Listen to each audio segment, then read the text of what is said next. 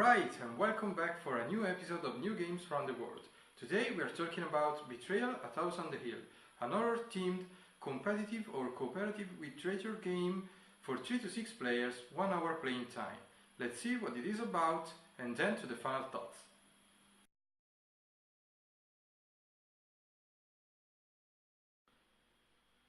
Okay, so there is quite a lot of stuff here, but first let's take a look at this nice cover of showing a creepy and scary house, the one that we are supposedly about to explore, while the inside of the box is nicely divided to contain all the components of the game. So this game comes with 3 manuals. One is the rulebook, and the other 2 are the Trader's Tome and the Secrets of Survival Tome. You should not read them, and this is because these 2 books contains the 50 scenarios or haunts, as they are called in the game, and all the relative information. So it is important to read only the specific count that you're playing, and only when it is required by the game. At this point, players will have to choose from 6 different pre-painted miniatures, and here you can see an example. So not the best painting job, but still quite fine, and I think this style or level of details is particularly fine for this kind of game, and I'll talk about this more later in the final thoughts. And for each miniature, a player will have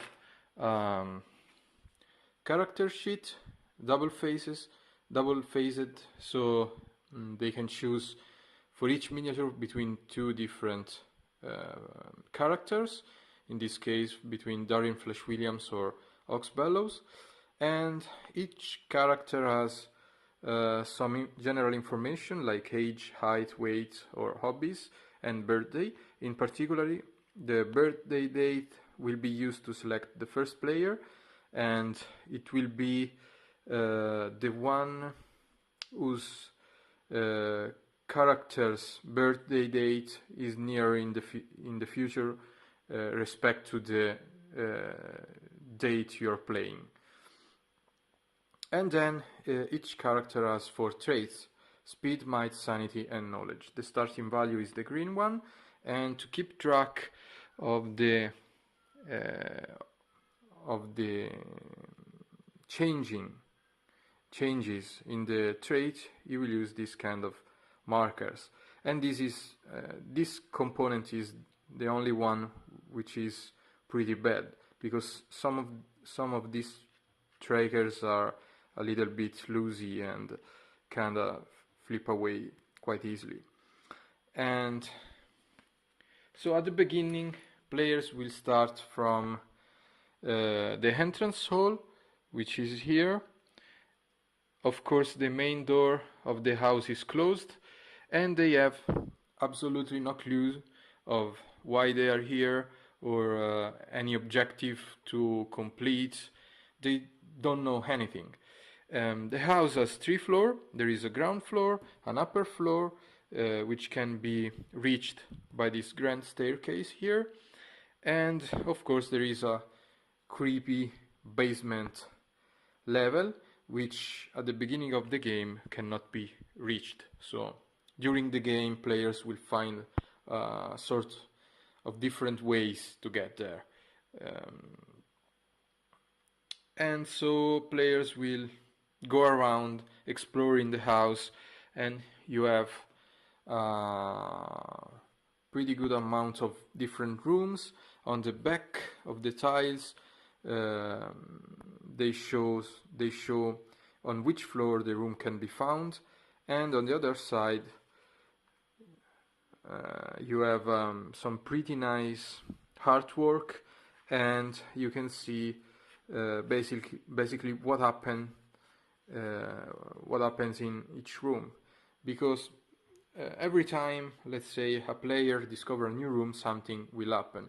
Either an event, which is recalled by this spiral, so the player entering this room will have to draw an event card, and otherwise you have items or omens like this one, so room with the crow symbol.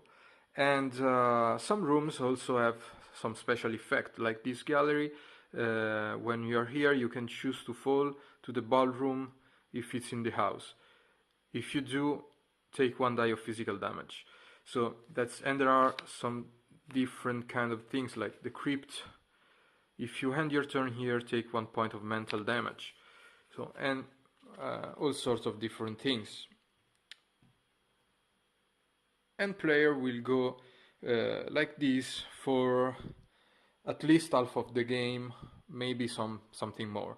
And they can keep track of things that happen in the house by using these dark gray tokens. So they have like pentagonal tokens for items, triangular tokens if they need to count some trait rolls, and some square tokens if they found some special features, like this is a closet, wall switch, safe.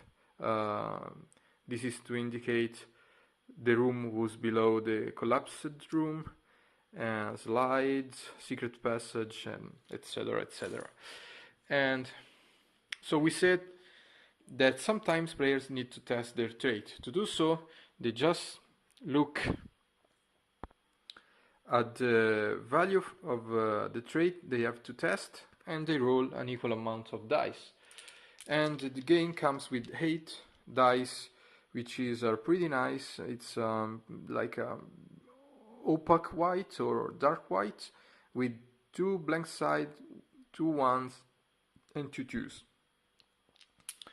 So, and this is like the first part of the game, in which players just they are not really cooperating, and they are not really competing either, because they really don't know what they have to do. And this goes on until the haunt is revealed. And to reveal the haunt, basically player have to fail an haunt roll. So each time a player draw an omen card, they need to roll all the 8 dice and basically see if they roll lower or equal or greater than the number of omen cards that they have already found.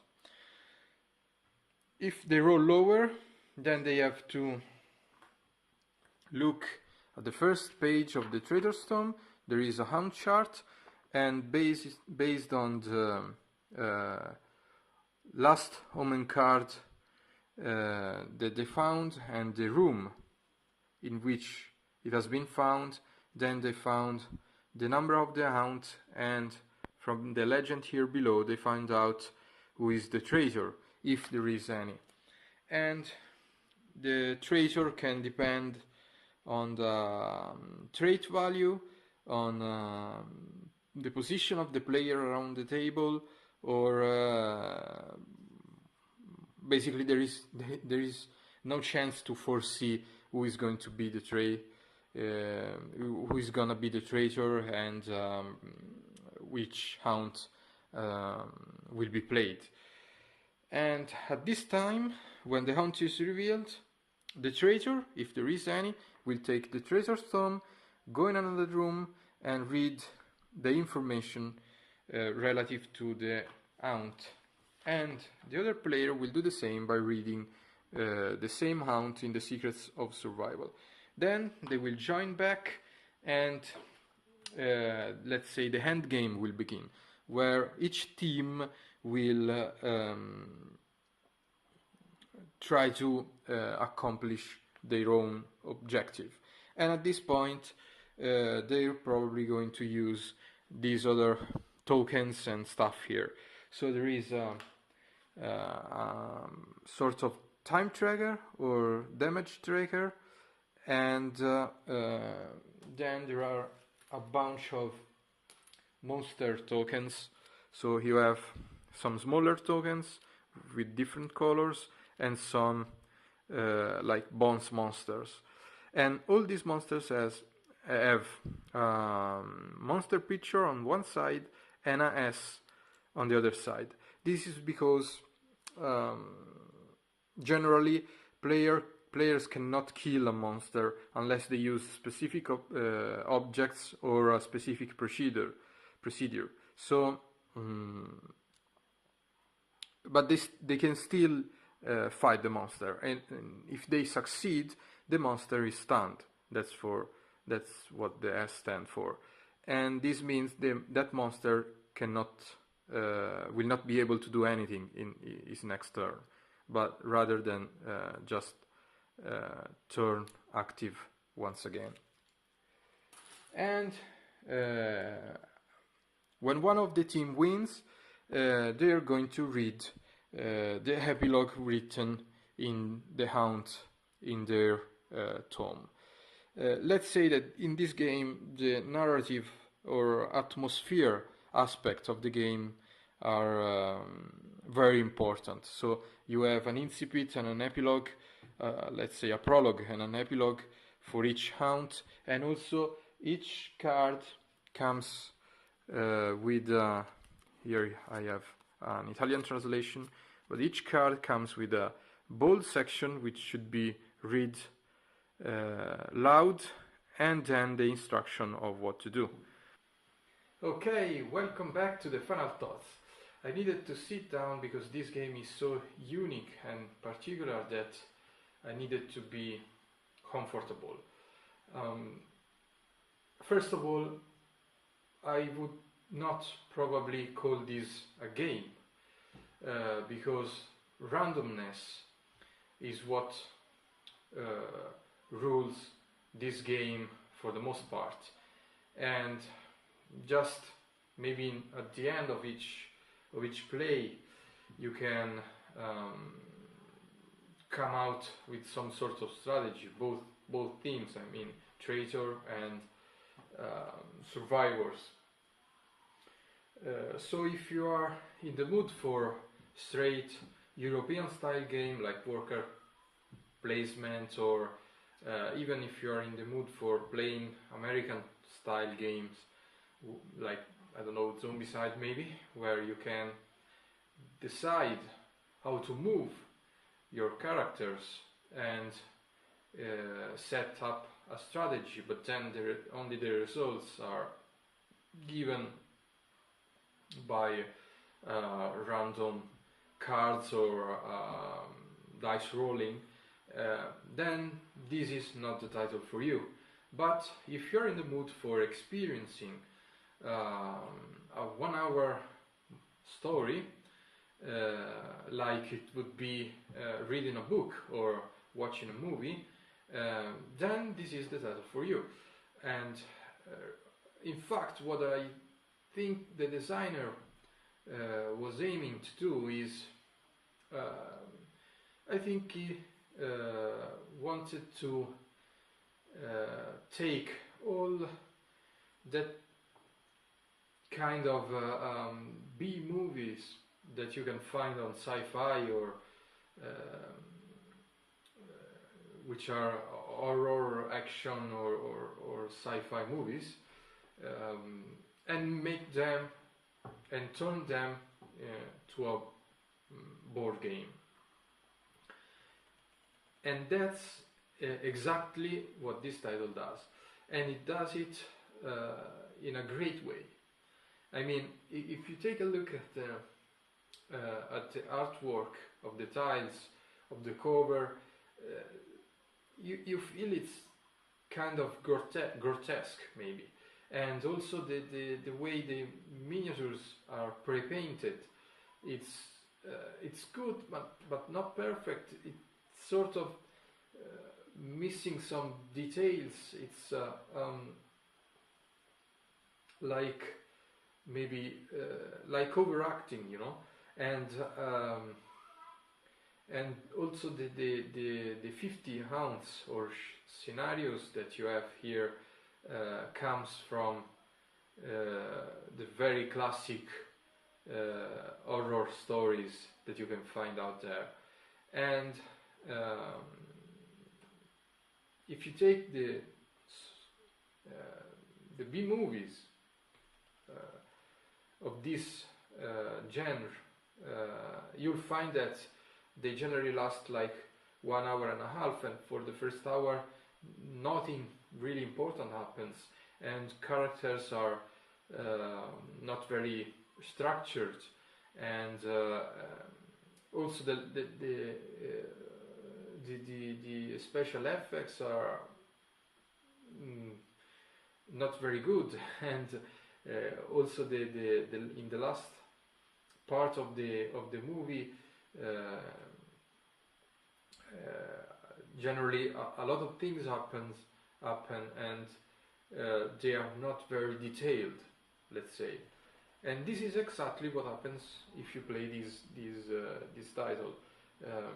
For the first half or 2/3 of the game, you'll just go around exploring the house without any clue, without any objective or achievement to accomplish. And only in the last part of the game you will have to do something. And on top of that, I think that if you like those kind of movies, those kind of stories, then this game is for you. And it would certainly help if players could somehow overact or bring more emphasis to this game, like it is some sort of RPG, you know. So if they can read with more emphasis the different cards they draw, if they can read with more emphasis the prologue and epilogue of each hound, and if they can maybe make their own character behave in a peculiar or particular way, then the overall atmosphere, the overall experience will be much more immersive and much better, let's say. By the way, this year is coming out an expansion for this game. It's called Widow's Walk, and it will bring new 50 new scenarios and some new room tiles. And I'm really looking forward to it, because I really enjoy this game. And that's my opinion on Betrayal: A House on the Hill. If you like the video, push the like button, or follow me on YouTube or on my social pages on Facebook, Twitter, or Google+. And thanks for watching, and see you soon for a new video. Bye!